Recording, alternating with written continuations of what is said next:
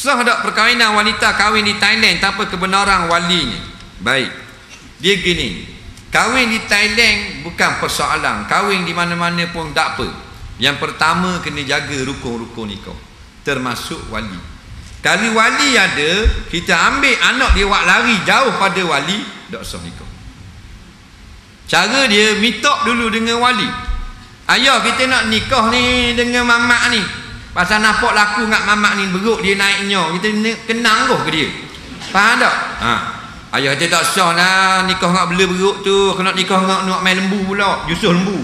Nah, jadi dengar di mamak atau ke beruk ni nak ambil anak buat lari pergi nikah di Padang Besar seberang Thailand.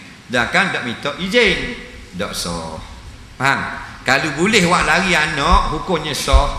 Islam telah menghancurkan perasaan orang. Islam bukan agama gitu. Dia atur molek dah. Kalau ayah tak izin, tok ki boleh jadi wali. Tok ki tak suka, adik-beradik. Adik-beradik masuk J, anak saudara. Anak saudara telang pay kuda, pak saudara. Pak saudara duk judi keting haila, sepupu. Banyak kan boleh. Tak ada wali hakim. Nah, biar pihak Thailand telefon lu ayah di Perlis ni, anak awak nak menikah, awak setuju ke tak? Tak setuju, tak setuju, rasmi tak setuju, berpindah kepada wali lain. Faham tak? Baru betul. Ni ambil anak orang, masuk sewa taksi, buat lari pergi Thailand, akad nikah. Sedangkan kalau ada kita nikah dengan wali lain, tak sah, kerana melangkah tertib wali. Apatah lagi anak perwalian buat lari ke negeri lain.